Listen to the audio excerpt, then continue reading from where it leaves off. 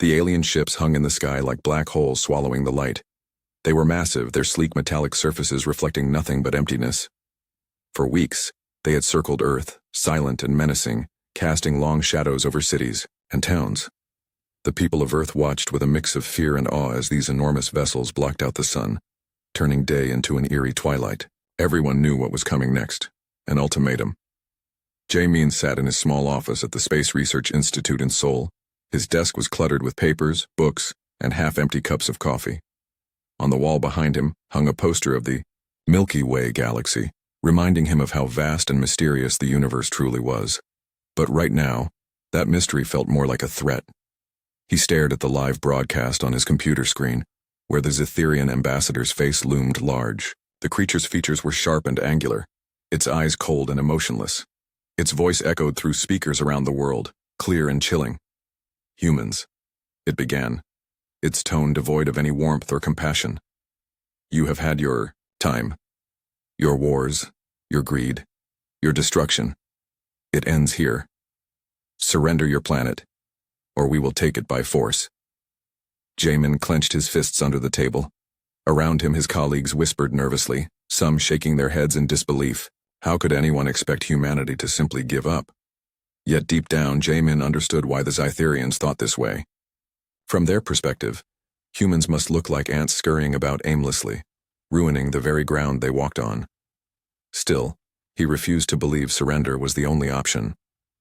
Across the country in Busan, Hyeji stood on the rooftop of a military base, watching the same broadcast on a large outdoor screen. She was a strategist, one of the best in the South Korean armed forces, known for her quick thinking and calm demeanor under pressure. Her dark hair was tied back neatly, and her uniform was crisp despite the chaos unfolding above them. As she listened to the Zetherian ambassador's words, her jaw tightened. There was no way she would let her people fall without a fight. Hyeji turned to Jun, a fellow officer standing beside her. "What do you think?" she asked, though she already knew the answer. Jun sighed heavily. "They're too advanced. We can't win against weapons like theirs." "We don't know that yet," Hyeji replied firmly. "We haven't even tried." Back in Seoul, Jae-min couldn't shake the feeling that there was something important he was missing, something hidden in plain sight. He scrolled through old research files searching for anything that might help humanity defend itself. That's when he stumbled upon a document buried deep within the Institute's archives, a manuscript written in symbols so strange they looked almost alien themselves. At first glance, the symbols made no sense, but as Jae-min studied them closer, something clicked. These weren't random markings, they were part of an ancient language he'd been studying for years. Slowly, painstakingly, he started translating the text. Each word felt heavier than the last, as if uncovering this knowledge came with a responsibility he wasn't sure he was ready for. Hours passed, and the translation revealed fragments of a story about a legendary fleet, a fleet that once protected Earth from invaders. The manuscript called it the Shadow Fleet, describing it as an armada cloaked in darkness, capable of appearing and disappearing at will. According to the text, the fleet had vanished thousands of years ago, leaving behind only whispers of its existence. Could it be real? Jae-min wondered. Was it possible that humanity had once possessed such power? If the Shadow Fleet still existed somewhere dormant and waiting, maybe, just maybe, it could turn the tide against these Etherians. Determined to find answers, Jae-min reached out to contacts across the globe. He sent emails, made calls, and even traveled to remote locations where similar artifacts had been discovered. One name kept coming up, Mount Taebaek, a mountain range in Gangwon province rumored to hold secrets older than recorded history. With permission from his superiors, Jae-min set off for Mount Taebaek. Along the way, he contacted Hyeji, explaining what he'd found. Though skeptical at first, she agreed to meet him there. After all, if there was even a sliver of truth to this legend, they couldn't afford to ignore it. When Jae-min arrived, at the research facility nestled in the mountains, he was greeted by Dr. Yoon, a historian specializing in ancient civilizations. Together, they descended into a secure underground chamber filled with relics and artifacts. In the center of the room lay a stone tablet etched with the same symbols Jae-min had been deciphering. "This is it," Jae-min said, his voice trembling with excitement. "This is where the clues lead." Dr. Yoon nodded solemnly. "Be careful, Jae-min. Some mysteries are better left unsolved." But Jae-min wasn't listening. He traced the symbols with his fingers, piecing together the final parts of the puzzle. According to the tablet, the Shadow Fleet wasn't just a myth, it was real, and it could be awakened using specific energy signatures scattered across the planet. As Jae-min shared this revelation with Hye-ji, who had joined him in the chamber, her expression shifted from doubt to determination. "Then we don't have much time," she said. "If the Zetherians attack before we activate the fleet, it'll be too late." Together they devised a plan. Using the information from the tablet, they identified several key locations around the world where the energy signatures could be triggered. It wouldn't be easy, each site posed its own challenges, but it was the only chance they had. The time Jae-min returned to Seoul, news of the Shadow Fleet had spread among trusted allies. Governments scrambled to assemble teams to travel to the designated sites. Scientists, engineers, and soldiers worked side by side, racing against the clock to prepare for activation. As the days ticked away, tension mounted. People gathered in streets and squares holding vigils and protests. Some prayed, others fought, and many simply waited, unsure of what the future held. Above them, the Gytherian ships remained ominously still, as if biding their time. In the midst of this turmoil, Jae-min often thought about the weight of what they were doing. If the Shadow Fleet failed to awaken, humanity would face annihilation. But if it succeeded, what then? Would the fleet see humans as worthy protectors of Earth? Or would it view them as the destructive force the Zytherians claimed they were? Despite the uncertainty, Jae-min pressed on. Every sleepless night, every cup of cold coffee, every moment spent poring over ancient texts brought him closer to the truth. And as he worked, he clung to one thought. Humanity wasn't ready to surrender. Not yet. High above, the Zetherian ships continued their silent vigil, unaware that beneath them, a spark of hope was beginning to ignite. Somewhere in the shadows, an ancient power stirred, waiting to rise once more. The discovery of the Shadow Fleet's existence changed everything. It wasn't just a legend anymore. It was a possibility, fragile and uncertain, but real enough to give humanity a sliver of hope. Jae-min couldn't stop thinking about it as he boarded a plane headed for New York City. The United Nations had called an emergency meeting and his expertise was needed. The weight of responsibility pressed heavily on his shoulders, but he reminded himself why he was doing this. For Earth, for everyone who refused to surrender. When he arrived at the UN headquarters, the atmosphere was tense. Delegates from every nation filled the large conference room, their faces etched with worry. Some whispered urgently to one another while others stared at their hands or out the windows, lost in thought. At the front of the room stood General Ji-hoon, a tall man with sharp features and an even sharper gaze. He was known for his no-nonsense approach and unwavering dedication to protecting his country. When he spoke, the room fell silent. "We don't have much time," Ji-hoon began, his voice steady but firm. "The Zetherians are growing impatient. If we don't act soon, they'll make good on their threat. Dr. Jae-min believes there may be a way to awaken something ancient, something powerful enough to defend us." All eyes turned to Jae-min. He felt his palms grow sweaty, but he took a deep breath and stepped forward. Using a projector, he displayed images of the symbols he'd translated along with maps, showing the locations tied to the energy signatures mentioned in the manuscript. As he explained how these sites could potentially activate the Shadow Fleet, murmurs rippled through the crowd. Some looked skeptical, others intrigued, but all were listening intently. "There's no guarantee this will work," Jae-min admitted. "But if we do nothing, we lose everything. This might be our only chance." After the presentation, delegates broke into smaller groups to discuss logistics. Teams would need to be assembled quickly, resources allocated, and plans coordinated across borders. Hye-ji, who had flown in after receiving updates from Jae-min, joined him during a break outside the conference room. She leaned against the railing overlooking the city skyline, her arms crossed tightly over her chest. "You really think this is going to work?" she asked, her tone cautious. "I don't know," Jae-min replied honestly. "But I believe it's worth trying. We can't just sit back and wait for them to destroy us." Hye-ji nodded slowly. "Then let's get to work." Over the next few days, teams were dispatched to various locations around the world. One of the most promising sites was Jeju Island, a picturesque island off the southern coast of Korea. According to the ancient texts, volcanic caves beneath the island held crystalline structures capable of channeling immense energy. Jae-min volunteered to lead the mission there, knowing its importance firsthand. When they arrived, the team set up camp near the entrance to the caves. The air was cool and damp, carrying the faint scent of sulfur. Inside, jagged rock formations, twisted upward like frozen flames, casting eerie shadows under the glow of their headlamps. The deeper they ventured, the more oppressive the silence became. It felt like the cave itself was holding its breath, waiting for something to happen. Jae-min led the way, guided by detailed notes sketched from the manuscript. After hours of navigating narrow passages and climbing steep inclines, they finally reached a chamber unlike anything they'd seen before.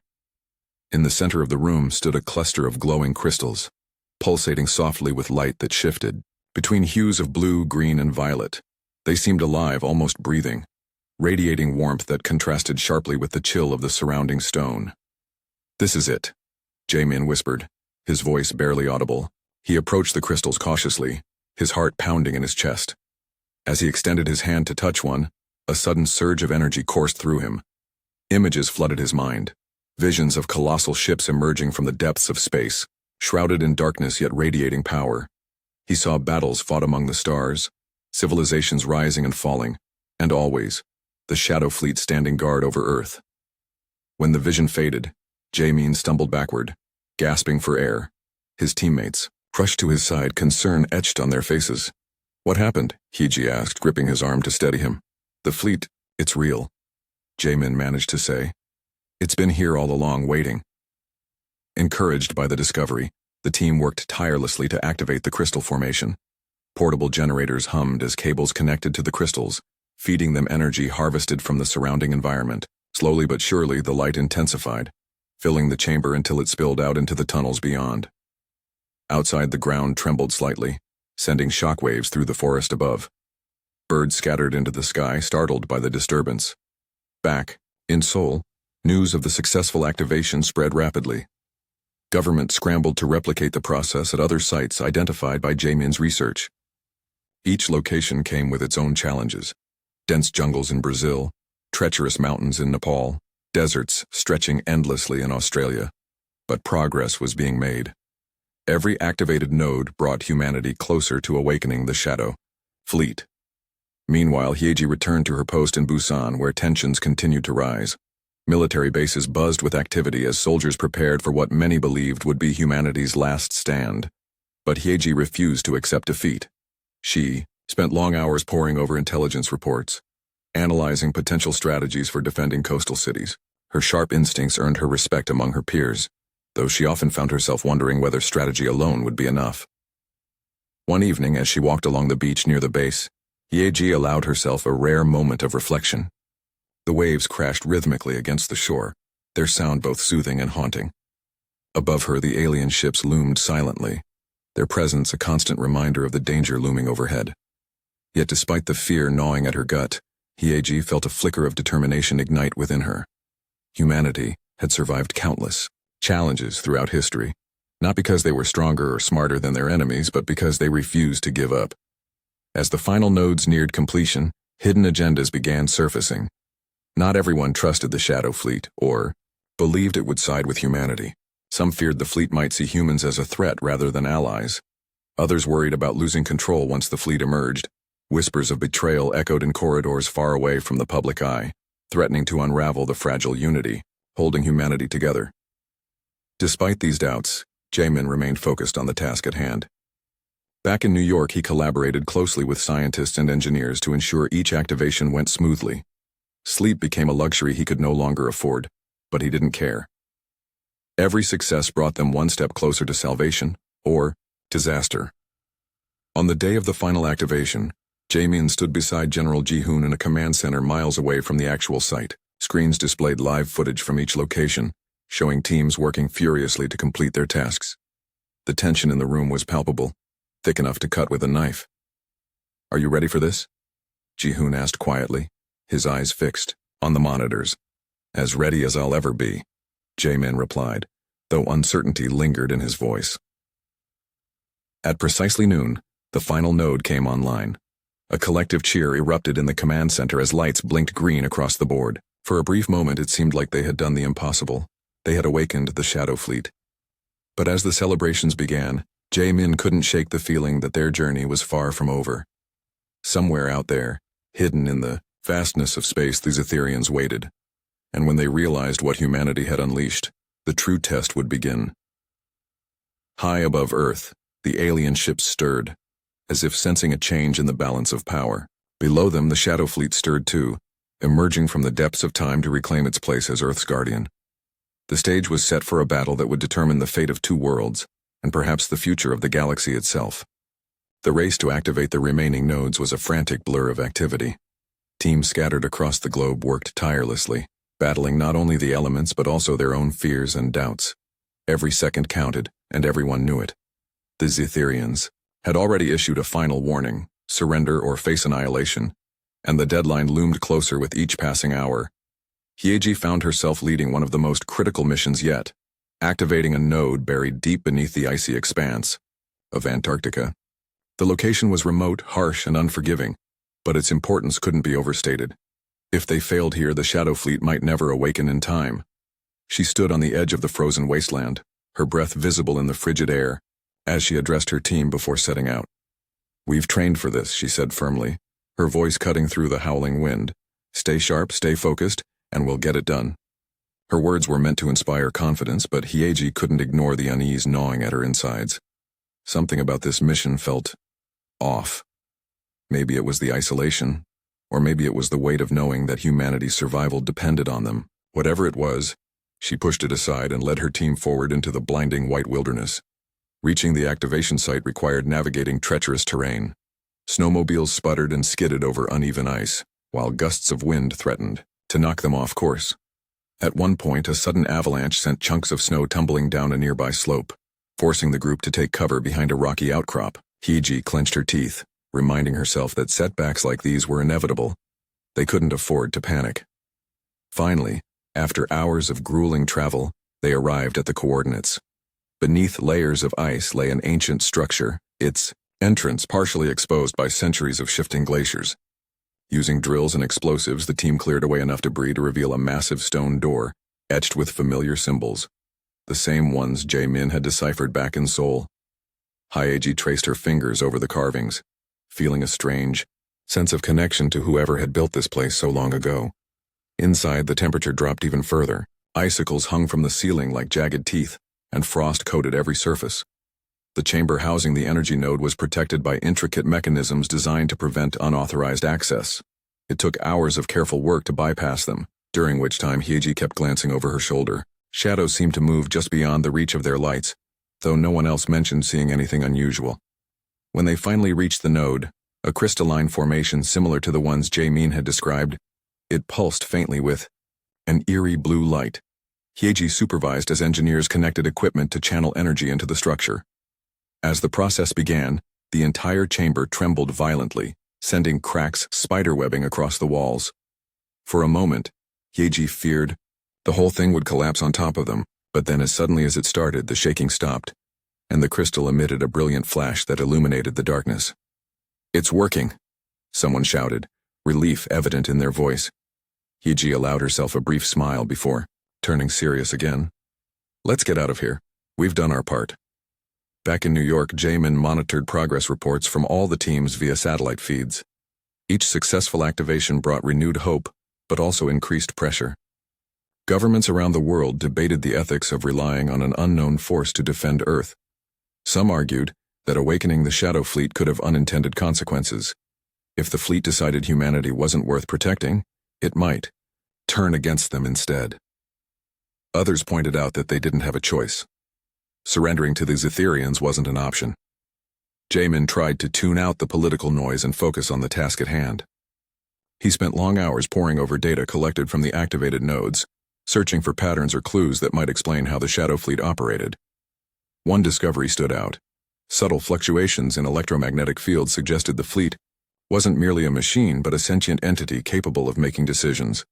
This revelation both excited and terrified him.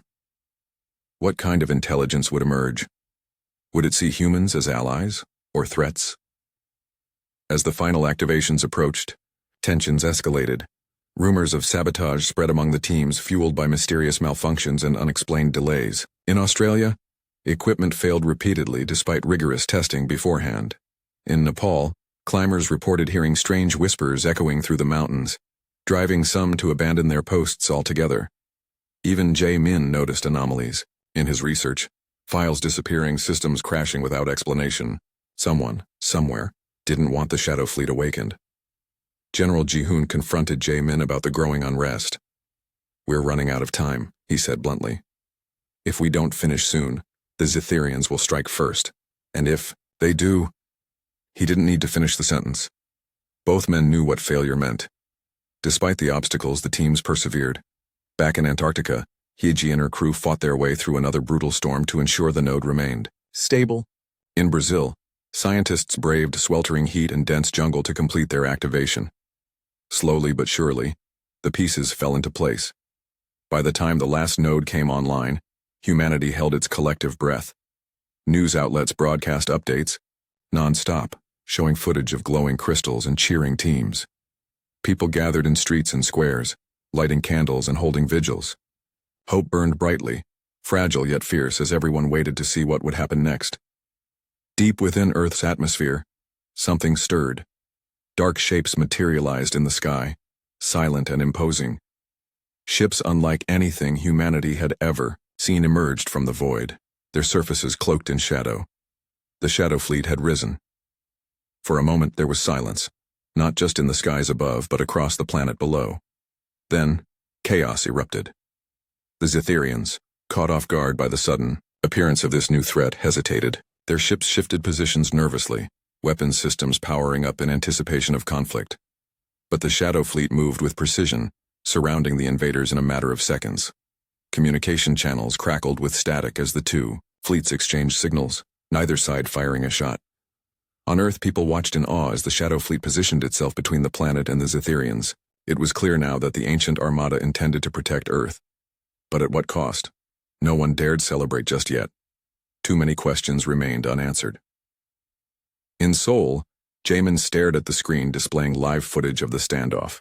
His mind raced with possibilities. Who controlled the Shadow Fleet?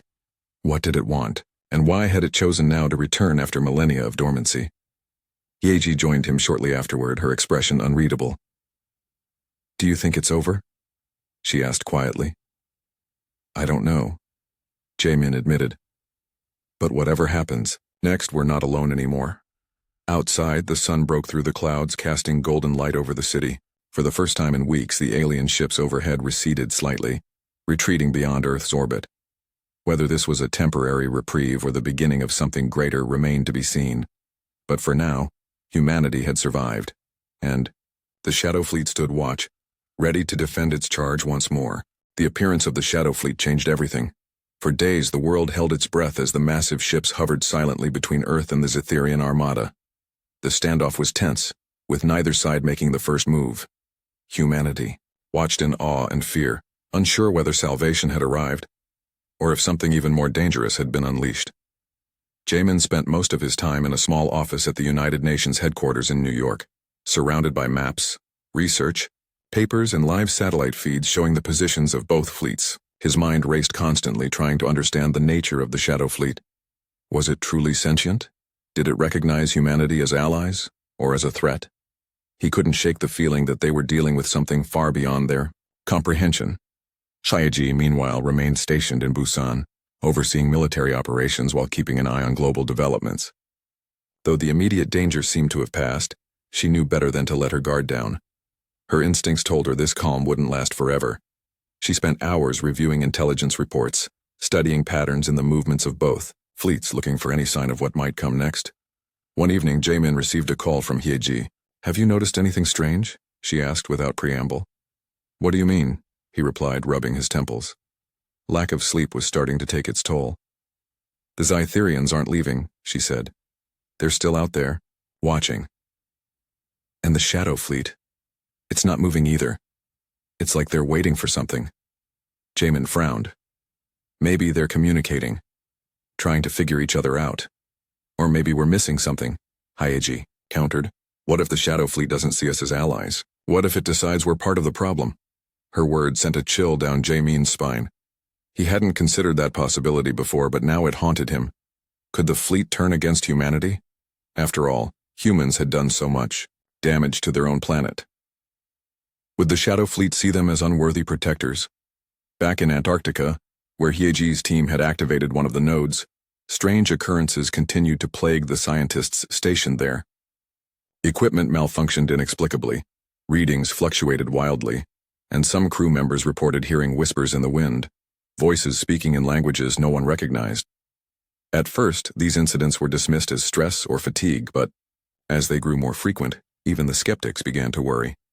In Nepal, similar disturbances were reported near the activation site high in the Himalayas. Climbers spoke of shadows moving across the snow when no one was there, and sudden gusts of wind that felt almost deliberate, as though something invisible was trying to drive them away. Rumors spread among the teams working at other locations, creating an atmosphere of unease that rippled across the globe. Despite these unsettling events, progress continued. Scientists analyzed data collected during the activations, searching for clues about how the Shadow Fleet operated. They discovered that the fleet didn't rely on traditional energy sources like fuel or electricity. Instead, it drew power directly from Earth's magnetic field. This revelation raised new questions. How long could the fleet sustain itself? And what would happen if Earth's magnetic field weakened or shifted? As tensions mounted, political leaders convened emergency meetings to discuss next steps. Some argued for launching preemptive strikes against the Zetherians, using the Shadow Fleet as a shield. Others urged caution, warning that provoking the invaders could lead to disaster. General Ji-hoon found himself caught in the middle, torn between his duty to defend Earth and his growing uncertainty about the fleet's intentions. "We don't control it," Ji-hoon reminded the assembled delegates during one heated session. "We can't assume it will act in our favor. If we make the wrong move, we risk losing everything." His words silenced the room, forcing everyone to confront the uncomfortable truth. Humanity was relying on a force it barely understood and couldn't fully trust. Meanwhile, Jamin delved deeper into the ancient manuscripts, hoping to uncover answers. He pored over every symbol, every line of text, searching for hints about the fleet's purpose and origins. Slowly, a picture began to emerge. The Shadow Fleet wasn't created by humans. It was built by an advanced civilization that once thrived on Earth thousands of years ago. These beings had seen themselves as guardians of the planet, tasked with protecting it from external threats. When their civilization fell, the fleet went dormant, waiting for someone or something to awaken it. But the texts also hinted at a darker side. The fleet wasn't just a weapon, it was a judge. It evaluated civilizations based on their actions, determining whether they deserved protection or destruction. If humanity failed this test, the consequences would be catastrophic. Jamin shared his findings with Hyeji, who listened intently. "So we're being judged," she said when he finished. "And we don't even know the rules." "It's worse than that," Jamin admitted. "We may already be failing." His voice was heavy with guilt. All the wars, pollution, and greed, they were exactly the kind of behavior the fleet might deem unacceptable. Humanity had spent centuries destroying its own home. How could they expect forgiveness from an entity designed to preserve life? Determined to find a way forward, Jamin reached out to experts in ethics, philosophy, and environmental science. Together, they brainstormed ways to demonstrate humanity's potential for change. Ideas ranged from large-scale reforestation projects to global disarmament initiatives. While none of these efforts could erase past mistakes, they might show the fleet that humans were capable of growth. As the days passed, the Zetherians finally made their move. Without warning, their ships launched a coordinated attack on the Shadow Fleet. Beams of energy streaked through space, colliding with the dark vessels in bursts of light. For a moment, it seemed like the battle would escalate into full-blown war. But then the Shadow Fleet responded.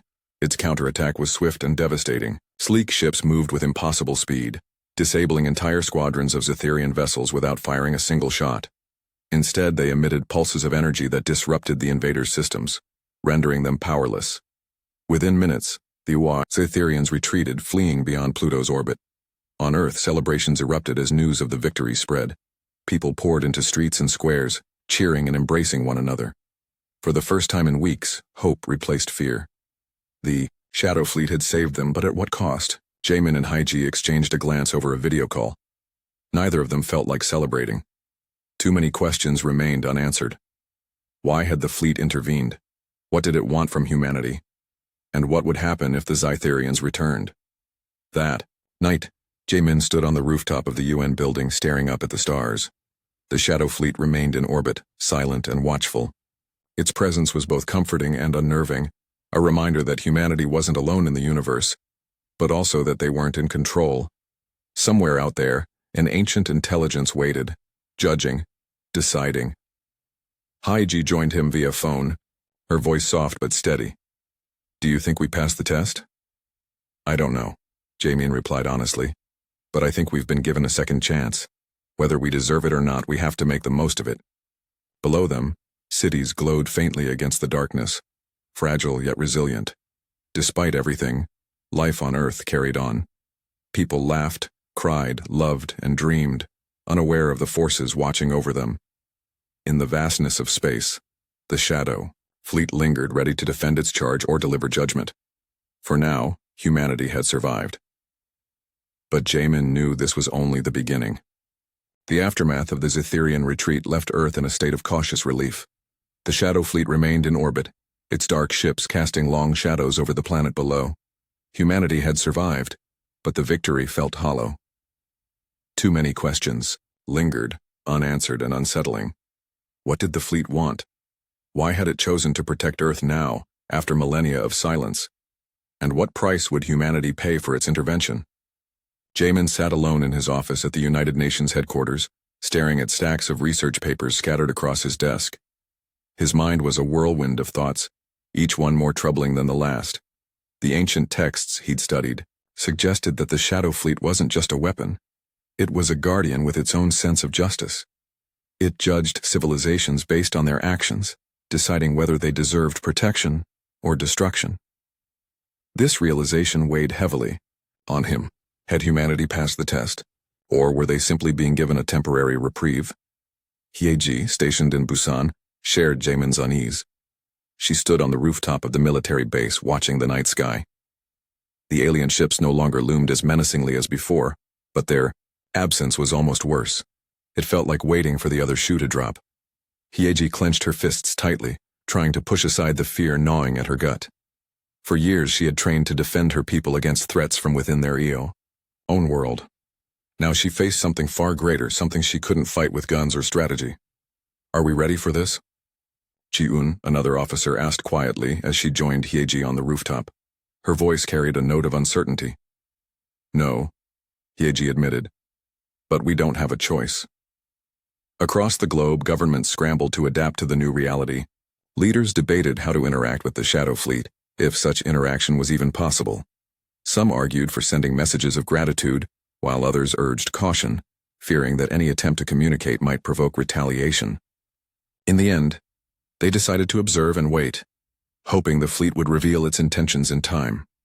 Meanwhile, Jamin continued his research, poring over data collected during the activations of the energy nodes. He worked closely with scientists and linguists, searching for patterns in the electromagnetic fluctuations emitted by the fleet. Slowly, a clearer picture began to emerge. The fleet wasn't controlled by a single entity. It acted as a collective intelligence, drawing knowledge and power from Earth itself. Its presence was tied to the planet's magnetic field, which meant it wouldn't leave anytime soon. This discovery brought both hope and dread. If the fleet was connected to Earth, it likely viewed humanity as part of the ecosystem it protected. But that connection also meant the fleet could judge humans not just as individuals, but as stewards of the planet. Every act of pollution, deforestation, and war would be weighed against efforts to heal and preserve. Determined to make the most of their second chance, Jamin proposed a bold initiative, a global effort to demonstrate humanity's capacity for change.